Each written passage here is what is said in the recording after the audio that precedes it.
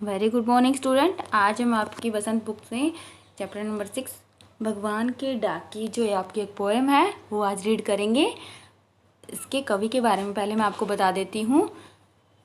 लेखक कवि है इसके रामधारी सिंह दिनकर जी, जिनका जन्म हुआ था 13 सितंबर 1908 को, मृत्यु हुई थी 24 अप्रैल 1974 को। स्थान सिमरिया घाट, बेगूसराय जिला, बिहार, भारत। अब भगवान के डाकिए, इसके बारे में जो इसका टाइटल है, इसका जो नेम है उसके बारे में मैं आपको बता देती हूँ। मैंने आपको लास्ट चैप्टर रीड करवाया था चिट्ठियों की अनूठी दुनिया। तो चिट्ठियाँ क्या होती है? पत्र होता है, एक स्थान पे दूसरे स्थान पर पहुँचाए जाते हैं, लोगों का संदेश पहुँचाने का कार्य करते हैं, जो कि एक डाकिया करता है, पोस्टमैन करता है।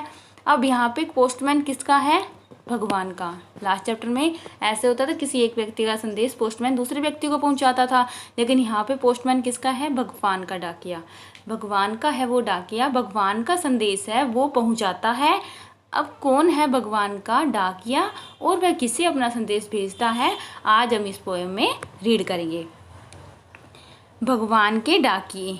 पक्षी और बादल ये भगवान के डाकिए हैं, जो एक महादेश से दूसरे महादेश को जाते हैं। हम तो समझ नहीं पाते हैं, मगर उनकी लाई चिट्ठियाँ पेड़ पौधे, पानी और पहाड़ बाँचते हैं। अब इसमें बताया गया है कि जो पक्षी और बादल है ये भगवान के डाकिए हैं। सबसे बड़ी बात है, ये भगवान के डाकिए क्यों हैं? क्योंकि इनको कोई भी सीमा रोक नहीं सकती, इनको कोई भी बंधन कहीं भी आने जाने से नहीं रोक सकता। ये बिल्कुल स्वतंत्र है। जो ये धरती है उसकी हमने सीमा कर रखी है, सीमा बांध रखी है कि ये उसकी सीमा है, इससे आगे कहीं नहीं जाना। ये उस व्यक्ति की है, या कह सकते हैं किसी के बारे में बोल सकते हैं। हमने जो सीमाएं बांध रखी है, धरती को जो टुकड़ों में बांट रखा है, वो आसमान को बांटना संभव नहीं है। और जो आसमान में जो है पक्षी और बादल, वो बिल्कुल स्वतंत्र होते हैं, आज़ाद होते हैं। उन्हें कहीं भी आने जाने की कोई भी रोक टोक नहीं सकता, उन पे अपनी सीमाएं बांध कर नहीं रख सकता।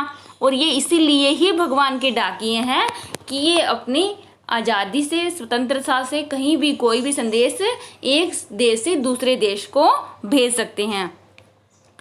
हम तो समझ नहीं पाते हैं इनका संदेश, मगर उनकी लाई चिट्ठियाँ पेड़ पौधे, पानी और पहाड़ बाँचते हैं। जो पक्षी और बादल है वो भगवान का संदेश एक महादेश से दूसरे महादेश को भेजते हैं, जो कि पक्षी और बादलों का काम है एक जगह से दूसरी जगह जाते रहना। और ये भगवान का संदेश भी हर जगह पहुंचाते हैं। ये पहुंचाते हैं हमें भी और प्रकृति को भी। हम इनके संदेश को बिल्कुल भी समझ नहीं पाते हैं। हमें समझना चाहिए कि क्या संदेश देते हैं, लेकिन जो पेड़ पौधे, पानी और पहाड़ बाँचते हैं, पढ़ पाते हैं, क्योंकि ये संदेश हम सबके लिए है। लेकिन सिर्फ पेड़ पौधे, जो प्रकृति है, वो ही उनका संदेश समझ पाती है। उनका संदेश क्या है? सब में प्रेम, भाईचारा, सद्भावना और समानता।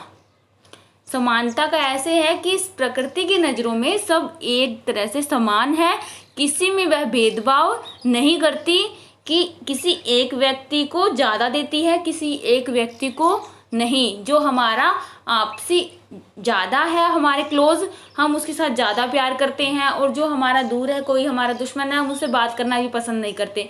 लेकिन जो प्रकृति है उसके साथ ऐसा कुछ भी नहीं है। प्रकृति सब में समभाव रखती है, सद्भावना रखती है। वह समान रूप से सबको, जो उसकी चीज़ें हैं वो सबको समान रूप से बांटती है। जैसे पेड़ पौधे, पानी, ये सब क्या है? समान रूप से व्यक्तियों को आपस में सब चीज़ें देते हैं। उन पर कोई भी बंधन नहीं है कि वे किसी व्यक्ति को ज़्यादा देंगे या किसी व्यक्ति को थोड़ा देंगे। वो भगवान का संदेश है, प्रेम रखना, सद्भावना रखना, समभाव रखना, समानता रखना। ये सब प्रकृति के संदेश है, और प्रकृति इनको बखूबी निभाती भी है, भगवान के संदेश को समझती भी है और निभाती भी है।